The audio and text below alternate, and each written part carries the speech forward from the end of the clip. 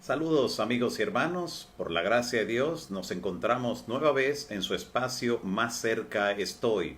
Hoy agradecemos a cada uno de ustedes su presencia y estarse conectando en este momento para compartir este estudio de la palabra de Dios. Estaremos estudiando para este día el tema los libros apócrifos. Veremos aún mayor lo que es la importancia de la palabra de Dios y mantener su integridad como fue revelada por el Señor, como fue inspirada por el Espíritu Santo. Y veremos también los intentos que han habido tratando de alguna manera de dañar lo que la revelación presenta como la verdad de Dios. Todo eso en libros apócrifos, que es el título que hemos dado al estudio para este día, los libros apócrifos. Oremos. Dios eterno, Padre bueno que estás en los cielos, te agradecemos en esta hora la oportunidad que nos das de acercarnos confiadamente hasta ti y traerte nuestras penas, también traerte nuestras alegrías, los pedidos de oración de cada persona que en esta hora pide por su propia salud, pide por su integridad, pide también por su negocio, pide por el área laboral donde se desenvuelve, pide en favor de algún hijo, de algún otro familiar. Pide, Señor, por liberación de algún tipo de mala influencia o mal espíritu.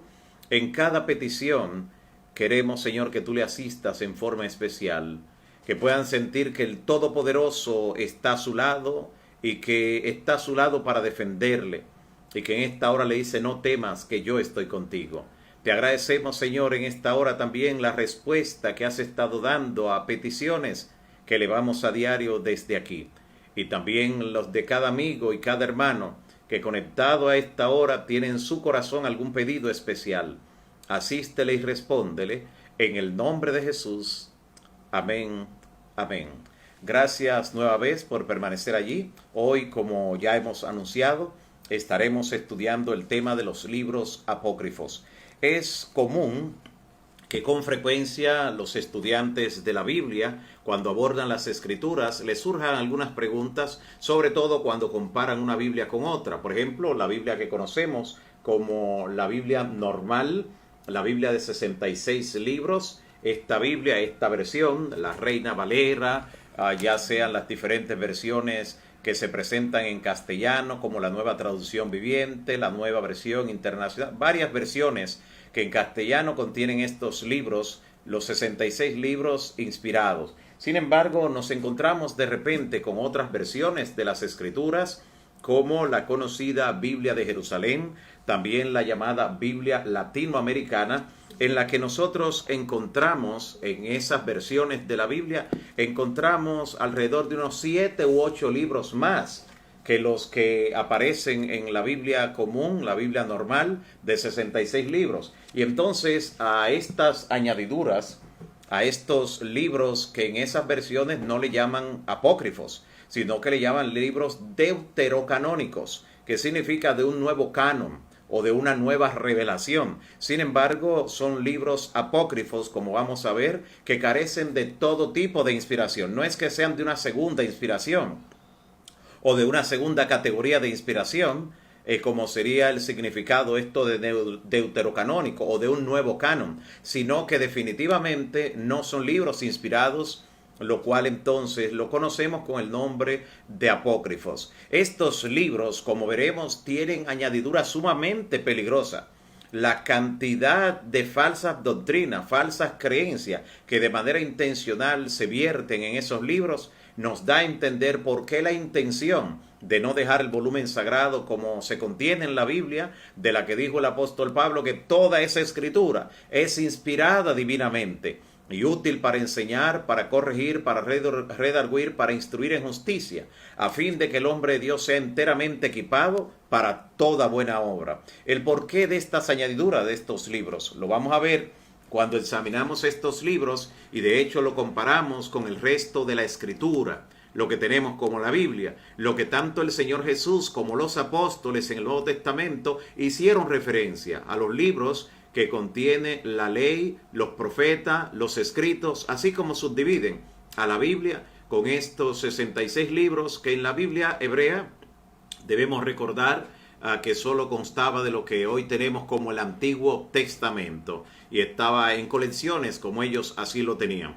Noten, por ejemplo, uno de esos libros apócrifos que están en esas versiones de la Biblia, como la Biblia latinoamericana, la Biblia de Jerusalén y otras versiones mayormente de uso en la Iglesia romana. El libro de Tobías es uno de los libros que está contenido allí, posiblemente uno de los más conocidos dentro de los libros apócrifos. El libro de Tobías es una novela de ficción, no tiene que ver absolutamente ni con historia ni con revelación profética. Es una novela de ficción la que aparece con el nombre de Tobías. En ese libro se describe, por ejemplo, una mujer viuda virgen.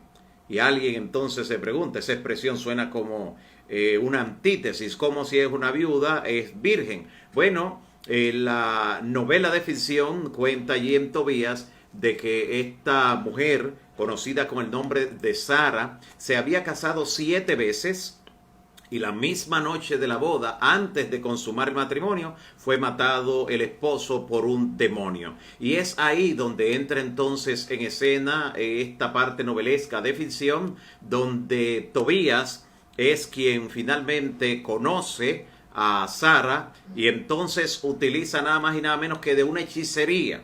Una hechicería que dice que se la mandó a hacer un ángel.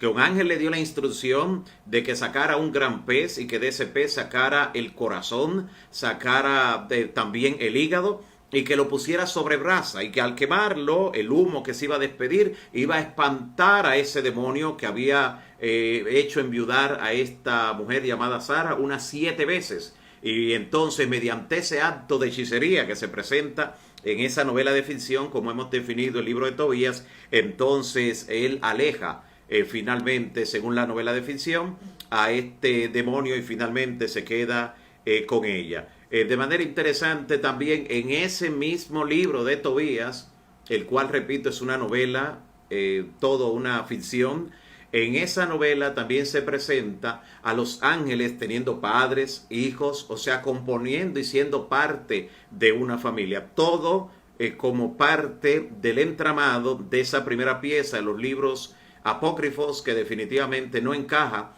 con el resto de la escritura, todo lo contrario, contradice lo que el resto de la escritura presenta claramente en la palabra. En ningún momento ni el Señor Jesús, que expulsó muchos demonios, incluyendo en una ocasión que expulsó una legión, allí en Mateo capítulo 8 y Lucas 8 se presenta en ambos casos, en ambos evangelios, cómo Jesús echó fuera una legión de demonios y sencillamente lo hizo con la autoridad de su palabra. Luego encontramos en el capítulo 16 del libro de Hechos 16, desde el verso 16, cómo Pablo y Silas también iban al templo a orar y una muchacha endemoniada venía detrás de ellos dando voces y Pablo se dio media vuelta y le dijo al espíritu de demonio: te mando en el nombre de Jesucristo que salgas de ella. Y salió en esa misma hora.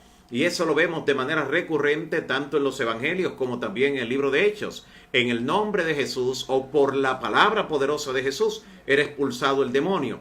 No hacía falta la práctica de ninguna hechicería como la que se presenta allí en ese libro. Y con relación a lo de que los ángeles tienen familias, son parte de una familia, tienen padres, tienen hijos, como se presenta también allí, Jesús mismo dijo en Mateo capítulo 22 que los ángeles ni se casan ni se dan en casamiento. Así que definitivamente estos seres que son espíritus realmente no poseen esa diferenciación como podemos nosotros hacer entre las demás criaturas aquí en este mundo. Son cuerpos espirituales, no está hablando de humanos ni nada por el estilo. Un segundo libro que también pertenece a esta lista de libros deuterocanónicos, le llaman esas Biblias, esas versiones, pero son libros apócrifos, repito. Y repito el significado, deuterocanónico es el nombre que utilizan los que lo incluyen en versiones de la Biblia como la Biblia latinoamericana, la Biblia de Jerusalén, queriendo decir que son de un nuevo canon, de una nueva inspiración. Sin embargo, son libros que por las contradicciones que presentan y por las falsas enseñanzas que introducen, que no son parte ni siquiera de la religión o cultura judía, mucho menos de la cristiana, definitivamente se ve que forzosamente se han colocado allí entre esas versiones de la Biblia. Judith es el otro libro apócrifo, sí, Judith, así se llama. Judith es una novela romántico-religiosa que se desarrolla mayormente describiendo que un rey asirio llamado Nabucodonosor, del cual la historia no tiene ningún registro, porque no hubo en Asiria ningún rey que se llamara Nabucodonosor. En la Biblia presenta que el rey Nabucodonosor fue el gran rey de Babilonia. Esta está entre esas informaciones que no tienen veracidad y que su inclusión lo que tiende es a crear confusión, a crear también cierto grado de desequilibrio en lo que tiene que ver con la comprensión de las escrituras. Esto en el libro de Judith, que repito, es también una novela, en este caso una novela romántico-religiosa. Un tercer libro apócrifo que tenemos que mencionar es el libro de sabiduría, y atención a este libro de sabiduría, así se llama. Este es posiblemente el más extenso, el que más capítulos tiene dentro de los libros apócrifos, o entre ellos este es bastante extenso, y en él se habla de la religión egipcia y de la religión judía, y enseña que el hombre está compuesto, atención, está compuesto por cuerpo, alma y un espíritu inmortal. Así que en ese libro de sabiduría está contenida una doctrina que no es bíblica, es la doctrina de la inmortalidad del alma, que hoy forma parte de la mayor parte, valga la redundancia, de creencias religiosas, no solo dentro de la cristiandad, donde abunda, sino también fuera de la cristiandad en las religiones mundiales. La creencia en la inmortalidad del alma, que siempre ha sido parte de la filosofía secular, pero nunca de la Biblia.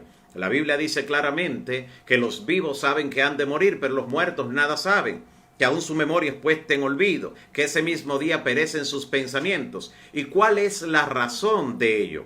La razón de ello es lo siguiente, la razón que define lo que tiene que ver con el estado de los muertos o con la naturaleza del hombre. Recordemos cuando el hombre pecó, que parte de la sentencia divina Dios le dijo: hasta que vuelvas a la tierra de la que fuiste tomado, porque polvo eres. Nota lo que Dios le dice al ser humano, que él es polvo. Dios no le dice: una parte de ti es polvo y de ti sale un alma y un espíritu desencarnado que se va a otro lugar, pero parte de ti volverá a la tierra. No, polvo eres. Eso es el ser humano. Dios formó al hombre del polvo de la tierra. Todos sus órganos, toda su estructura, todos los nervios, todo fue creado del polvo de la tierra hábilmente por las manos del Creador. Y Dios, claro, sopló en su nariz aliento de vida, le dio esa energía vivificante y el hombre llegó a ser un ser viviente. El día que el hombre muere vuelve al polvo, porque polvo era. Y el aliento de vida, ese soplo que Dios le dio, ahora regresa a Dios. Pero no existe algo como un espíritu desencarnado que posea vida, conciencia, sentimientos ni nada por el estilo. Pero este libro de sabiduría, de manera intencional, se incluye allí para querer apoyar esa falsa teoría. Pero no solo eso. En el capítulo 3 de sabiduría, de ese libro apócrifo, lo estoy citando solo para demostrar lo que estamos presentando de la falsedad, libros no inspirados. En el capítulo 3, versículo 1 al 4, dice sabiduría que todas las almas en el purgatorio han muerto en el amor de Dios. Imagínense, mire cómo se introduce otra de las falsas doctrinas, en este caso la del purgatorio, y reafirmando lo que tiene que ver con la inmortalidad del alma en ese libro apócrifo. Esa falsa creencia de un purgatorio, de un lugar intermedio, de un lugar donde los que no van muy limpios, pero que no se perdieron, tienen que hacer una escala, enseña esa creencia de la iglesia romana antes de seguir rumbo a la gloria o al paraíso. Pero todo esto es contrario a la enseñanza bíblica. Otro libro apócrifo, el libro de Eclesiástico. ¿De dónde viene este nombre de Eclesiástico? En latín, Ecclesiasticus, este nombre fue tomado porque era un libro común y corriente. Y alguien leyéndolo dijo, bueno, fuera a leerlo en las iglesias. Y de ahí el nombre de Eclesiástico, libro para leerlo en la iglesia. Libro eclesiástico. Este libro, el autor, quien lo escribió, jamás, pero jamás pretendió escribir ese libro bajo inspiración. Él mismo nunca pretendió tal cosa. En el capítulo 31 de Eclesiástico, versículo 25, Noten lo que dice. Esto no es parte de la Biblia sagrada. Esto es parte, y no es Eclesiastés. Suena parecido, pero es eclesiástico. Eclesiastés sí es un libro inspirado, escrito por Salomón, igual que Proverbios, Cantares. Pero eclesiástico, repito, no es un libro inspirado, no forma parte de las escrituras de la Biblia, por lo menos de las Biblias normales. Ya hemos dicho que hay versiones que lo han incluido de manera forzosa como libros realmente que son apócrifos, o sea, no inspirados. El libro eclesiástico, en el capítulo 31, versículo 21, dice: si te has visto forzado a comer mucho, retírate de la concurrencia y vomita. Nota lo que aquí está describiendo, una acción y una declaración que nunca formaría parte de lo que sería la inspiración. Es solamente un dicho de personas participando en ese tipo de orgías o de desenfreno en lo que tenían que ver con el apetito, como normalmente era practicado por pueblos paganos. Y en el versículo 37 del mismo capítulo 31, este libro apócrifo, no inspirado de eclesiástico, dice que beber alcohol con templanza es salud para el alma. Imagínense también quienes encuentran apoyo en este tipo de declaración en un libro que no es inspirado, pero que lo han colocado en algunas versiones de la Biblia, como es la Biblia llamada de Jerusalén, la Biblia latinoamericana, entre otras. Note lo interesante de cómo se promueve una práctica tan dañina como es el consumo de alcohol, y ahí él está promoviendo, dice incluso que es salud para el alma, para que el ser humano crea que incluso trae algún tipo de beneficio espiritual. El autor realmente de este libro de Eclesiástico, como dije al principio, nunca pretendió que fuera inspirado, y él también dice que no hay salvación. Él dice que no hay salvación fuera de hacer buenas obras. O sea, está planteando algo contrario a la Biblia también, que solo hay salvación haciendo buenas obras. Cuando la palabra de Dios nos dice claramente en Efesios capítulo 2, versículos 8 y 9, porque por gracia sois salvos, y esto no de vosotros, porque es un don de Dios. Y mira lo que dice ahora, no por obras, para que nadie se gloríe. Si fuere por obras, aquella persona que tiene más posibilidad de hacer obras por las circunstancias, por los recursos, pues se gloriaría de que estuviera más cerca del cielo, o de que ya estaría virtualmente con un pie en el cielo. Pero la salvación no es por obra, para que nadie se gloríe, para que nadie diga yo hice más que fulano, ya estoy allá, ya estoy a 1 centímetro del cielo. Nada de eso. Es por gracia, por medio de la fe en nuestro Señor Jesucristo. Pero en el libro de Eclesiástico, entre las falsas doctrinas que contiene, falsas enseñanzas, está esta que indica que no hay salvación fuera de realizar buenas obras. Dice exactamente lo contrario a lo que dice la Biblia, a lo que dice Pablo en Efesios 2, 8 al 10. Un quinto libro apócrifo, un quinto libro, y mire cuántas inclusiones se ha hecho a la Biblia. A estas alturas es bueno recordar lo que dice la palabra en Apocalipsis capítulo 22, versículos 18 y 19, donde dice la palabra de Dios allí en la última página de la Escritura, que dice Juan: yo amonesto a todo el que oye las palabras de esta profecía de este libro, que si alguno le añade, le serán añadidas las plagas, nada más y nada menos. Y si alguno le quita, su nombre será quitado del libro de la vida. Así que la Biblia tiene una advertencia muy clara, muy severa al que le quite o le añada. Alguien podría decir, bueno, pero aunque yo formo parte de un grupo religioso donde se usan esos libros, que no, ya veo que no son inspirados, que tienen contradicciones, que tienen falsas doctrinas, pero yo no fui que lo incluí, yo no fui que le añadí, yo no fui que le quité. Por eso dice el Señor en Apocalipsis 18:4, salid de ella, pueblo mío, para que no seáis partícipes de sus pecados, o sea, para que no sean cómplices. Si te mantienes como parte de seguidor o seguidora de esas creencias, te estás haciendo partícipe, y el Señor dice para que no seáis partícipe de sus pecados y finalmente reciban las plagas.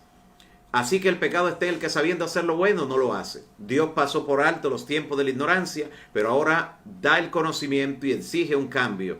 Dice Santiago 4:17 que el pecado estaría en aquel que sabiendo hacer lo bueno no lo hace. El quinto libro apócrifo, o sea, no inspirado, que es incluido en algunas versiones, es el libro de Baruch. Y Baruch tiene la particularidad, note cómo a veces el enemigo, cuando quiere hacer sus artimañas, busca algunas cosas que parezcan verdad. ¿Por qué menciono eso en este punto? Porque Baruch fue el secretario de Jeremías. O sea, el nombre Baruch es un nombre conocido en la Biblia. Fue nada más y nada menos que el secretario de Jeremías. Sin embargo, se presenta como que él escribió, en el libro se presenta que él escribe justamente en el año, después del año 70 de nuestra era.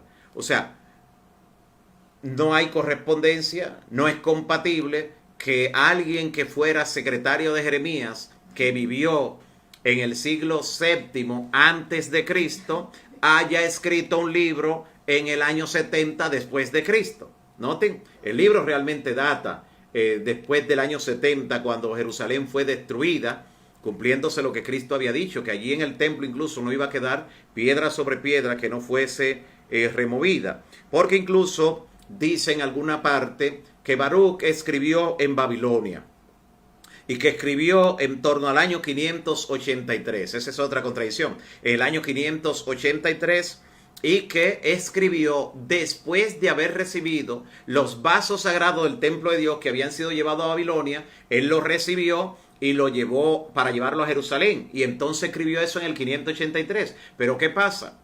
Que todavía faltaban 50 años para que Belsasar en Babilonia usara esos vasos de manera profana en esa fiesta impía que se describe en Daniel capítulo 5.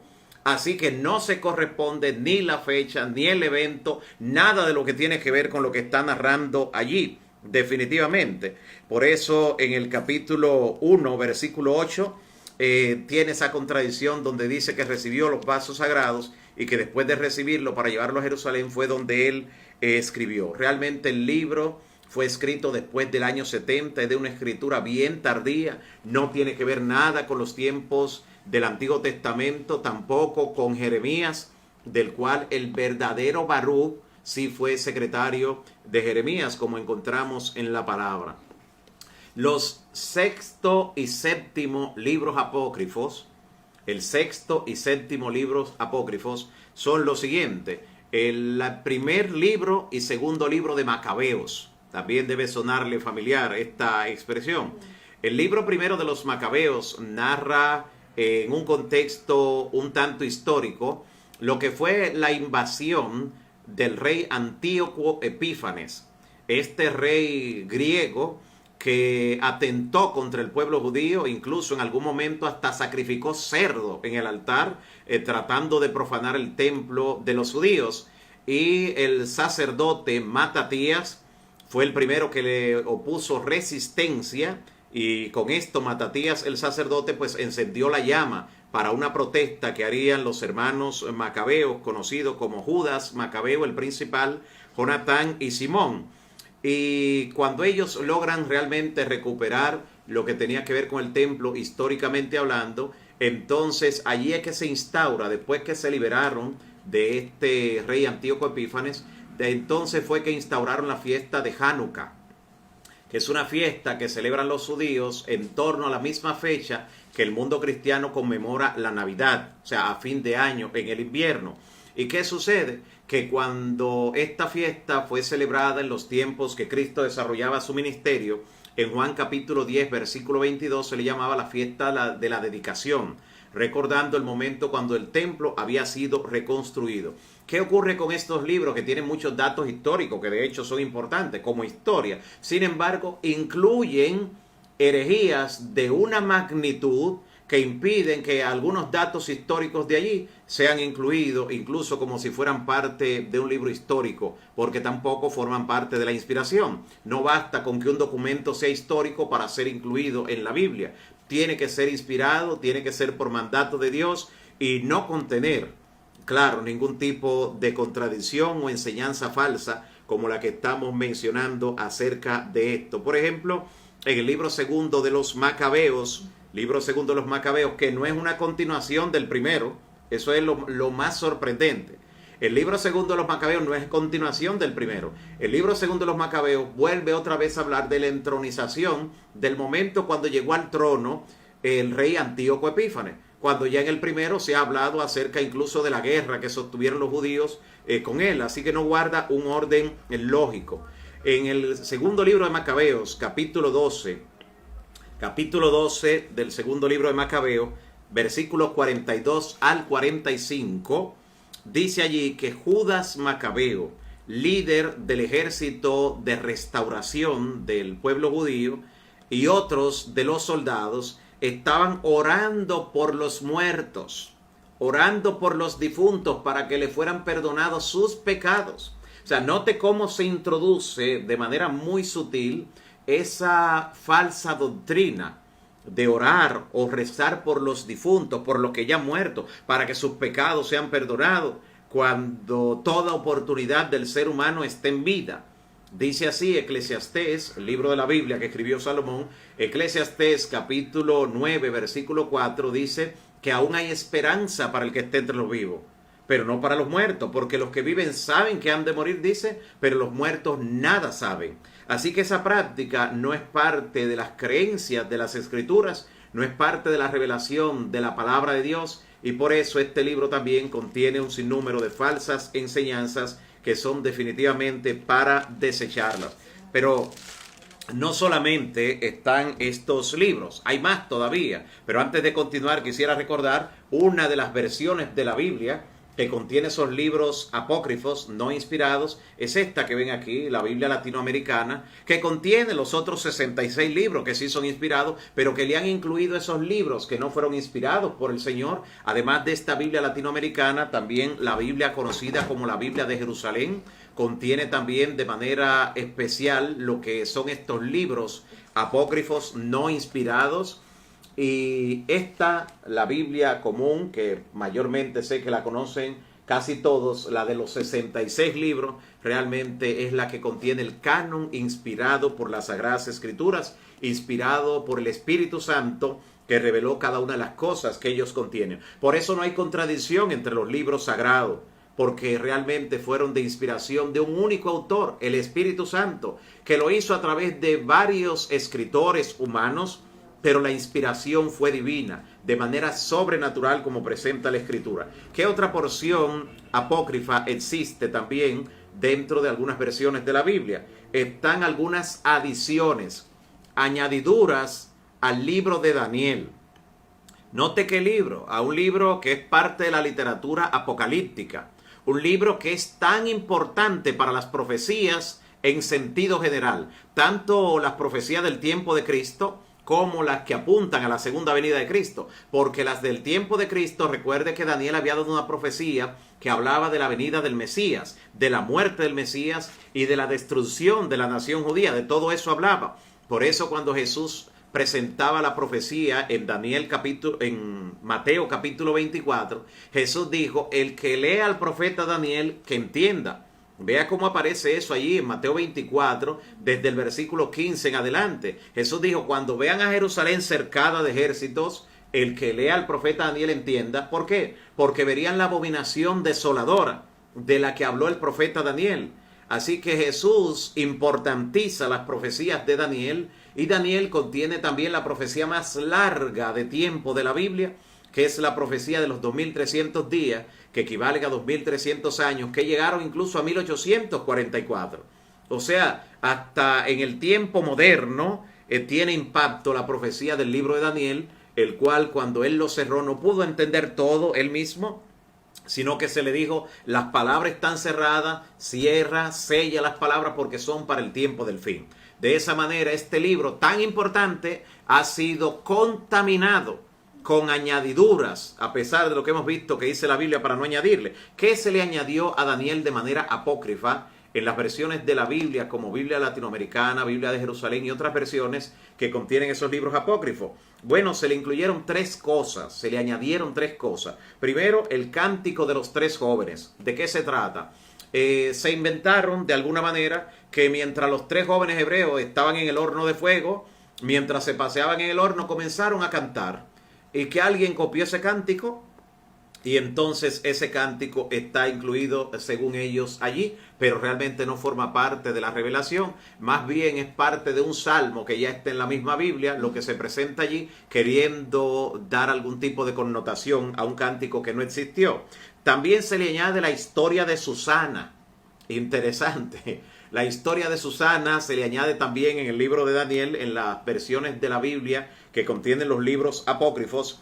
En ese libro, la añadidura que tiene que ver con la historia de Susana trata de una dama judía que se estaba bañando en un jardín y de repente dos jueces judíos la alcanzaron a ver y dice que se enamoraron de ella y comenzaron entonces a pelearse por ella, llegaron donde ella queriendo de alguna manera chantajearla. Cuando ella los rechaza, entonces como ellos son jueces, logran condenarla a muerte acusándola falsamente de adulterio, pero que cuando iba camino hacia el lugar donde iba a ser ejecutada, de repente, de manera fantástica, se presenta que entonces se apareció Daniel y que Daniel dijo, ¿por qué la van a matar? Y entonces le dijeron, por esto y esto, y yo, no, eso hay que revisarlo de nuevo. Y que entonces, habiendo hecho la revisión, encontraron que ellos eran culpables y finalmente son ejecutados ellos. Todo eso es una historia fantástica que no forma parte de la revelación ni tampoco de la historia real.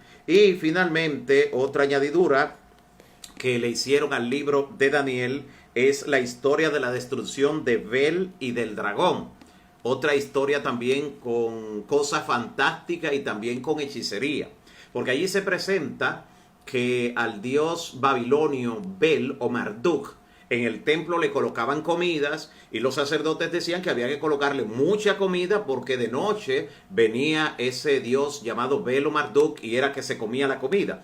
Muy similar a la práctica que realizan los hechiceros y las personas que son aconsejados por hechiceros, que le ponen comida a ciertos santos, a ciertos seres y le ponen refresco también. Usan un refresco de un color muy especial para eso y de repente comienza a desaparecer o de repente aparece que se lo tomó si es la bebida, que se lo comió si es comida, como parte de una práctica idolátrica. Pues se enseña allí en esa añadidura apócrifa que esto lo hacían en el templo de Bel o Marduk y que entonces Daniel decidió descubrir eso, desenmascarar eso y que él entonces colocó ceniza sobre la entrada del templo de Marduk y que entonces encontró al otro día las huellas de los mismos sacerdotes que era lo que llegaban a comerse esa comida y que entonces él decidió ajusticiarlo y destruir el templo. Esa historia también llena de fantasía, tampoco es parte de la revelación, y la que tiene que ver con la muerte del dragón, pues enseña que Daniel, usando una pócima que raya en lo que es la superstición y también la hechicería, usando una pócima, mató a una serpiente que adoraban los babilonios. Tampoco eso es parte de la revelación. Con todo ese sinnúmero de novelas fantásticas, de historia o historietas fantásticas, lo que se trata es de confundir el resto de la escritura. Alguien lee esas porciones y pensará que toda la Biblia es una acumulación o una colección de cuentos, leyendas, fantasía. Esa es la razón por la que el enemigo ha procurado la intromisión de esos libros, introducir esos libros apócrifos, no inspirados, como parte de lo que tiene que ver con el volumen sagrado, de lo cual no es parte. Una novena añadidura apócrifa es la que le hacen al libro de Esther. También le añaden al libro de Esther, a pesar de ser un libro que contiene una historia tan exacta, tan fidedigna de lo que fue la persecución al pueblo de Dios en la antigüedad y que es un reflejo también de la persecución y victoria del pueblo de Dios también en la parte final de la historia. Estos libros apócrifos no están solos, pero son los que fueron incluidos dentro de versiones de la Biblia que son tendenciosas, donde se tienen esas creencias necesariamente y por eso la han incluido allí para tratar de resaltar algunas doctrinas falsas que vamos a recalcar en este momento cuáles son y algunas más de las que hemos visto. Pero también en la Vulgata Latina, que es la primera traducción que se hizo por el mundo católico, la Vulgata Latina en latín, tiene todavía más libros apócrifos. Tiene el libro primero y segundo de Esdras, que no son parte tampoco de la revelación de la Biblia, así que no conforme con esto han seguido haciendo añadiduras. ¿Qué enseñanza falsa de manera puntual se encuentra en los libros que hemos mencionado? Voy a repetirlos, son los libros de Tobías, libro de Judith, Sabiduría, Eclesiástico, Baruch, libro primero y segundo de Macabeos, la añadidura que le hicieron a Daniel, a Esther y en algunas versiones como la Vulgata, también primero y segundo de Esdras. ¿Cuáles son las falsas enseñanzas que nos hacen desecharlo definitivamente? Número 1, el mal de ojos. Usted había preguntado dónde viene esa superstición de mal de ojos. En esos libros apócrifos, allí se habla acerca de eso.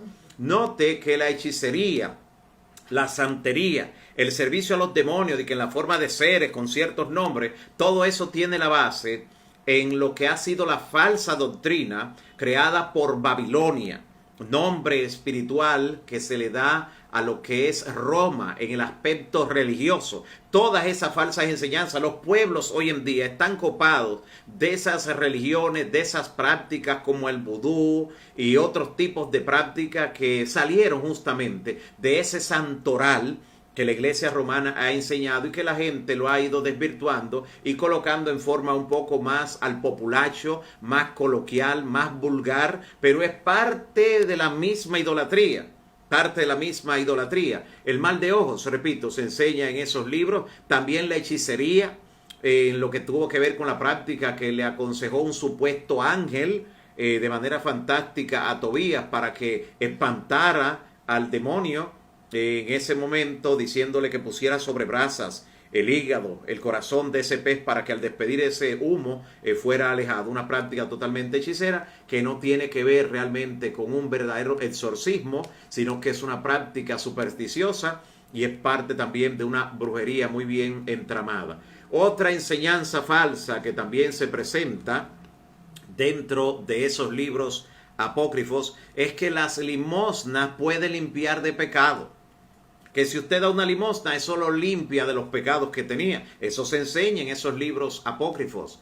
Libros que, repito, son considerados por quienes lo promueven como libros deuterocanónicos, así le llaman, como si fueran de un nuevo canon, de una nueva revelación, pero nada más lejos de la verdad. Son libros no inspirados, en la mayoría de ellos son historietas, fábulas, leyendas con fantasía, novelas con cierta carga de ficción y sobre todo con la introducción de todas estas falsas enseñanzas. Otra falsa enseñanza que se presenta también en esos libros apócrifos, como el libro segundo de los Macabeos, es el hecho de dar ofrenda por los pecados de los que ya han muerto, para que sean sacados de pena, sean sacados de algún estado de tormento y sean finalmente llevados a un estado de paz y tranquilidad. Esa falsa enseñanza también se enseña en estos libros apócrifos. Otra falsa enseñanza que encontramos también en esos libros apócrifos es el que tiene que ver, que aparece en el libro segundo de los Macabeos, capítulo 12, 42 al 43, donde describe, atención, libro segundo de los Macabeos, un libro apócrifo, no inspirado, capítulo 12, versículo 42 y 43, describe el suicidio como algo muy honorable. El suicidio lo presenta como algo muy honorable y como una virtud de quien lo hace. Noten cuántos errores que no son sencillos, son errores que tienen que ver con vida o muerte, con salvación o perdición, definitivamente. Sumamente importante lo que estamos mirando en la Escritura con relación a esto. Con relación a quienes conformaron el canon de las Escrituras como lo conocemos. La primera parte del Antiguo Testamento, donde han sido incluidos muchos de los libros apócrifos que no forman parte de él, se tomaron como referencia mayormente Esdras y Nehemías. Al regreso después de la deportación en Babilonia y en Persia, después que regresaron de nuevo a Palestina, a Jerusalén, ellos conformaron esa estructura que conocemos como el Antiguo Testamento, la Biblia inspirada que está en el Antiguo Testamento, y estos libros fueron pasados por algunos parámetros. Uno de ellos debían ser revelaciones escritas en hebreo, la escritura en hebreo, donde el Señor reveló por medio de esa lengua del pueblo judío las escrituras, mayormente ese tipo de revelación, algunas porciones de arameo, que es muy parecido de hecho al hebreo, porque cuando estaban en Babilonia, allí mayormente se hablaba el arameo, y por eso parte del libro de Daniel fue escrito en arameo. Así que Esdras y Nehemías no le dejaron esa tarea al azar a otra persona. Ellos, inspirados por el Espíritu Santo, que de hecho fueron parte también de los escritores bíblicos, Esdras y Nehemías conformaron y adecuaron esta parte, siendo guiados por el Espíritu Santo, lo que conocemos como el Antiguo Testamento. Todo lo que es el Antiguo Testamento, sin ningún libro apócrifo añadido, fue reconocido por Cristo Jesús.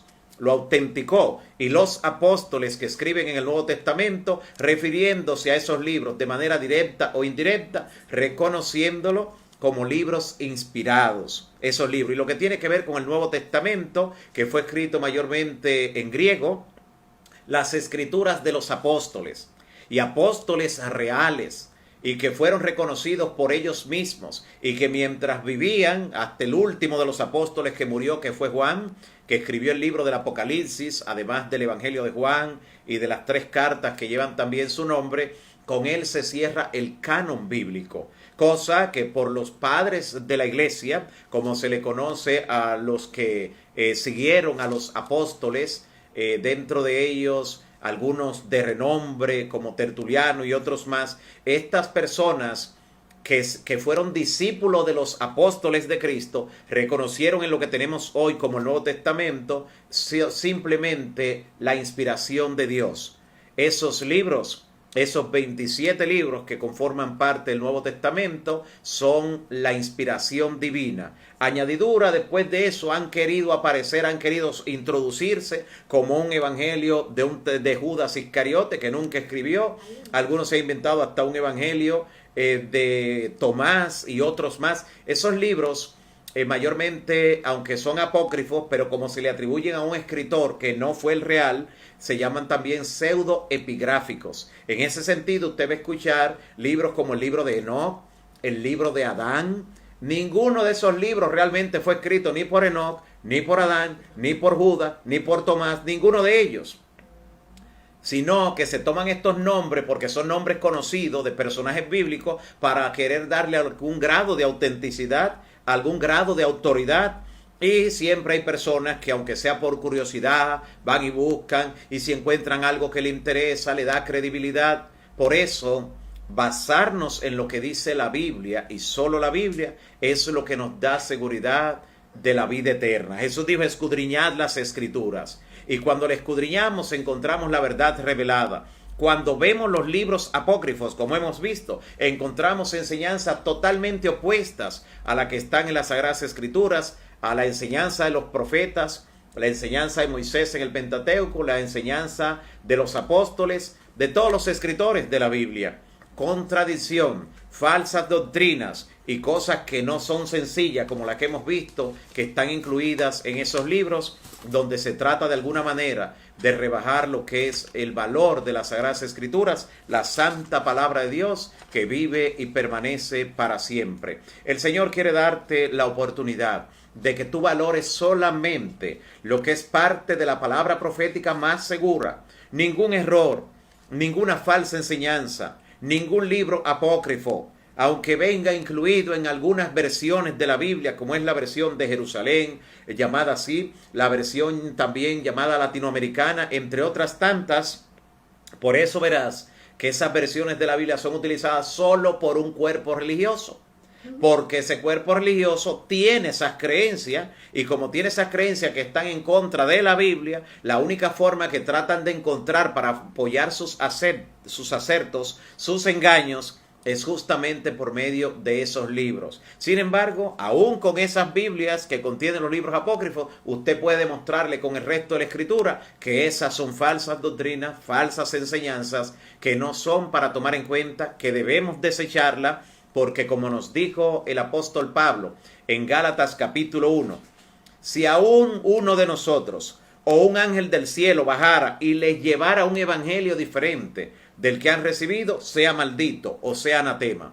Y dice Pablo de nuevo: mire, aunque sea una carta que digan que es de nosotros, que lleve nuestro nombre, nuestra firma, si le enseño un evangelio diferente, una enseñanza distinta, una verdad que no es de las Escrituras, sea maldito, sea anatema, sea considerado como alguien del que hay que estar así a distancia. ¿Por qué?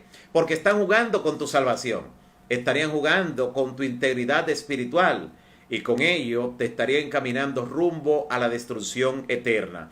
Así que aceptemos solo lo que el Señor reveló tanto en el Antiguo como el Nuevo Testamento, como la palabra inspirada del Espíritu Santo, aquello que lleva el sello y la certificación de Cristo, y también de los apóstoles que escribieron, siendo inspirados por el Señor.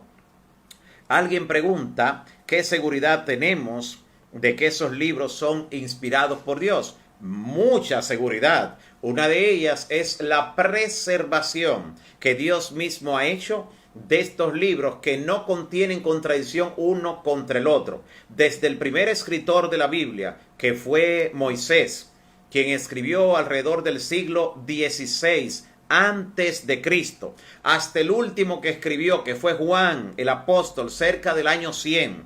En 1600 años de historia y de distancia entre los autores de la Biblia, no hay nada que se contradiga entre uno y otro. Todos mantienen una misma línea de pensamiento, una misma verdad en las Escrituras, y lo que encontramos en Génesis lo hemos alumbrado en Apocalipsis, y lo que encontramos en Apocalipsis encontramos la razón de ser también allí en el libro del Génesis. Esto es una de las evidencias que revelan que fue inspirado por el Espíritu Santo. Ningún volumen de ninguna escritura puede conservar ese grado de correspondencia y concordancia. Un libro tan amplio, 66 libros, donde participaron escritores desde personas que estaban arando detrás de los bueyes, otros fueron monarcas, otros fueron pastores de ovejas, otros simples pescadores. Y en todos ellos hay un común denominador: la inspiración sobrenatural del Espíritu Santo, que hizo posible lo que nosotros encontramos como la revelación. Un segundo punto: toda la profecía que está en la Biblia de hace miles de años atrás hasta el día de hoy, en pleno tercer milenio después de Cristo, todo se ha ido cumpliendo al pie de la letra. Otro punto importante de todos esos libros que son inspirados de la Biblia, que no tienen que ver con los libros apócrifos que hemos mencionado. Los libros que son inspirados son libros que transforman vida. Cualquier persona que entre en contacto con ellos, finalmente su vida es transformada. No queda siendo igual, lo que demuestra que definitivamente la inspiración está presente en esa escritura. Y encontramos cómo el mismo Señor Jesús certificó que esa escritura fue dada por el Espíritu Santo. Como Jesús dice, como dijo el Espíritu Santo a través de tal profeta. Pablo también hace lo mismo en Hechos capítulo 28, refiriéndose a Isaías, como bien dijo el Espíritu Santo. O sea, noten que la misma Biblia tiene evidencia interna de cómo demostrar realmente que es un libro inspirado por Dios y que mantiene esa correspondencia, esa concordancia en sus enseñanzas, y definitivamente es la palabra que vive y permanece para siempre. Es un libro contra el que han habido guerras, se han levantado guerras por la Biblia, han tratado de desaparecerla, como vimos en el caso de la Revolución Francesa. Sin embargo, Jesús dijo: el cielo y la tierra pasarán, pero mis palabras no pasarán. Hay personas que prefieren tener fe en libros de filósofos de la antigüedad, en libros de historia, que cada vez que viene algún tipo de gobierno a quien le conviene presentar una modalidad de esa historia, porque ¿qué son los libros de historia? Son una novela de la realidad, presentada por el que la escribe desde su óptica e interés. Sin embargo, la Biblia fue registrada y conserva la pureza a lo largo de los siglos y de los milenios. En la década de 1940, cuando se encontraron los rollos del Mar Muerto, conocidos como el descubrimiento arqueológico más grande de los últimos tiempos, de los últimos siglos, allí se encontró que estaban manuscritos que databan de 2 siglos antes de Cristo, de todos los libros del Antiguo Testamento. Incluso habían 2 copias del libro de Isaías manuscritas, y cuando se compararon esos escritos encontrados allí y que databan del 2º siglo antes de Cristo, se encontró que no hay ni una diferencia significativa, ni siquiera una, con lo que hoy tenemos como la Biblia en el Antiguo Testamento. Así que Dios se ha encargado de preservarlo, aunque ha sido llevado por el vehículo humano a través del tiempo, aunque se ha traducido de un idioma a otro, no ha perdido la esencia y sigue siendo la palabra de Dios que vive y permanece para siempre. Agradecemos al Señor por estas grandes enseñanzas que nos ha dado. en lo que tiene que ver con este tema de los libros apócrifos, libros no inspirados, que no hay razón para incluirlos en la Biblia y que hay una seria advertencia al final de la Biblia, en Apocalipsis 22, 18 y 19, para aquellos que le añaden o que le quitan, o aquellos que participan como cómplice por seguir esas doctrinas o enseñanzas, según lo que dice Jesús en Apocalipsis 18:4, cuando llama a los hijos que tienen Babilonia diciéndole, salgan de ella, para que no sean partícipes, no sean cómplices y al final reciban las plagas. Dios está reuniendo a su pueblo y está reuniendo a sus hijos en un solo redil y los está llamando ahora mismo. Oremos.